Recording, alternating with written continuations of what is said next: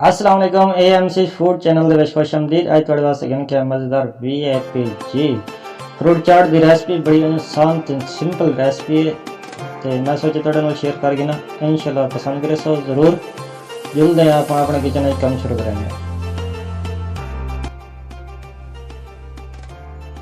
जी। खरबूजा मेरे को आधा किलो, सेब मेरे को आधा किलो, चुम्मट कट गए उस तो बाद स्ट्रॉबेरी मेरे को केले मेरे को 4-5 ते चीनी अस इस्तेमाल करें 4 तो 5 चम्मच, चाट मसाला इस्तेमाल करें 1 चम्मच।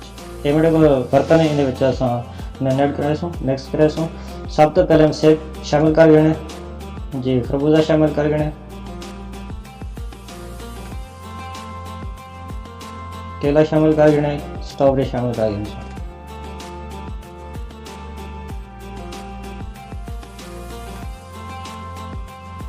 जी। उस तो बाद चीनी 3 तो 4 चम्मच जी है वो भी शामिल कर गए।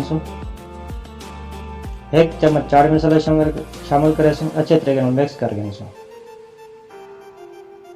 जी। बड़ी आसान तो ज़बरदस्त रेसिपी, उम्मीद करें तक बहुत ही पसंद आएगी।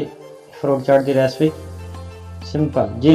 मिक्सिंग हो चुकी है उस तो बाद साढ़े को एक बर्तन है जिस डिश में करें टेबल ते ले डेकोरेशन कर गई यही तरह के नाल जी। मज़ेदार VIP रेसिपी बिल्कुल मुकम्मल तैयार है।